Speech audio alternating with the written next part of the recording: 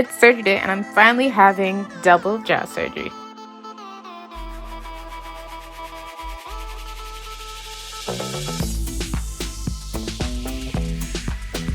My surgery is scheduled for 8 a.m. I have to be at the hospital for 6 a.m.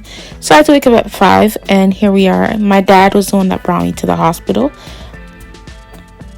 It was super early in the morning. I registered, got my gown. I got the bear hugger gown, which basically has a support that attaches a hose so it warms you when you're on the bed. So instead of a warm blanket, you get a warm gown. Basically just getting ready for surgery, just following the instructions of the nurses. A lot of waiting in the morning. After I get my IV, I'm just having my gown's hooked up to the warmer, so I'm warm and waiting for the anesthetist to basically ask me questions and just talk to me, let me know what's going on, and for my surgeon to come around.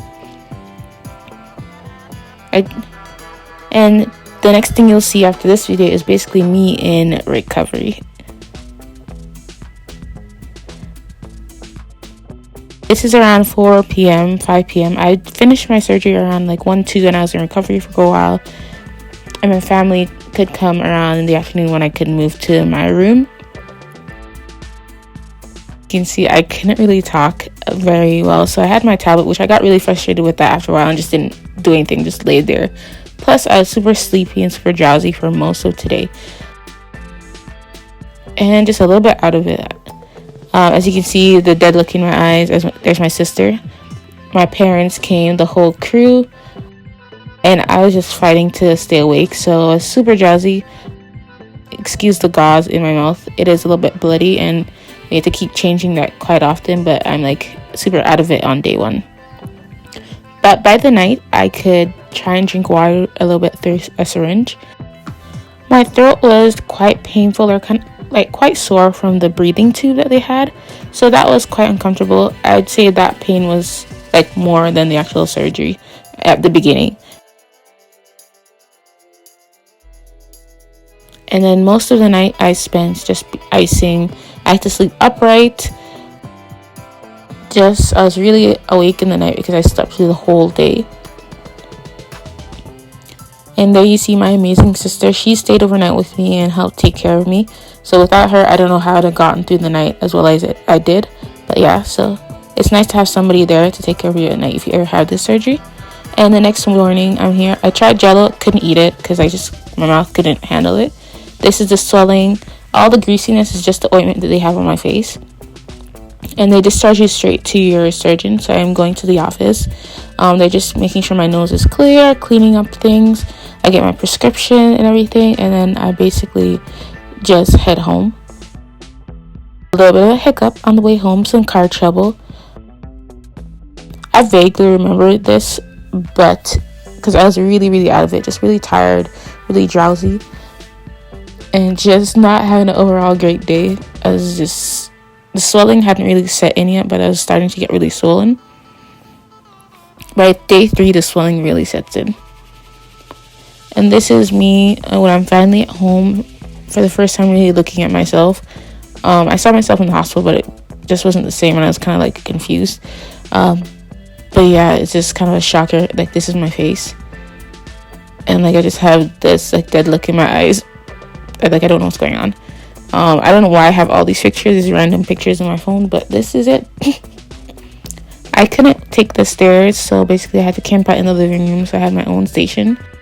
Everything that I needed right by like my recliner chair because I had to sit up or sleep more upright. So I just have everything here, including my dog who followed me everywhere for the first couple days. I did not get the best sleep, so I would wake up really early every morning when everybody's getting ready for work. And I slept elevated sleep, and I had the ice pack all night basically because I was just overheating. My face just felt really hot, and I just like miserable a little bit for those first couple of days. And just here's my experience, I guess. I'm home. It's day 2 post-op. I can't really talk very well, but I can move my lips now. I'm getting some feeling back. just drinking some water. The pain's not too bad. It hurts sometimes, but not a lot, and controlled with regular Toradol. And sometimes I've had one Percocet, but not a lot. The swelling's going down compared to day 1. Less drooling, less bleeding. I move my top lips more, but not my bottom lips as much. And I don't know if this is legible or you can understand me.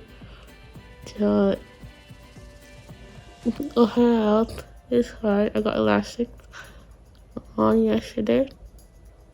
It's on my side. See here. Yeah. So I'm just going for a walk today in the backyard with the dog, but nothing crazy. I walk around the house to the bathroom to get my ice packs and all that. Feeling very sleepy, but not too bad. And I think my face is tingling a lot. That's pretty much it. It hurts, it's swollen. It's not bad. This is how I look right now.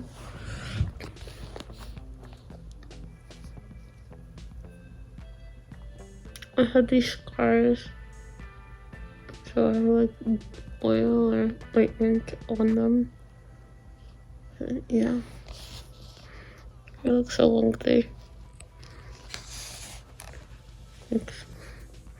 My top half hasn't changed, but my bottom half is really big. It's kind of ugly. It's warm.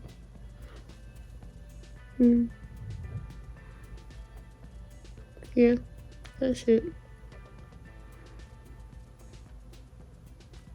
I can move my mouth into color half smile now. It hurts. Bye. Bye to drink.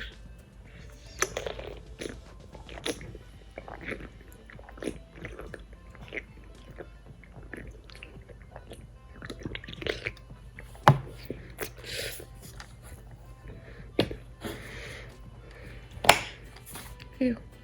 Because of like the cuts, I had to constantly be applying this, and I actually overdid it. Ended up having like a reaction afterwards. And it's just my dog. He's just constantly, he can tell something's wrong, I feel like, and I look odd, but he's not sure. But basically, this is the first 2 days.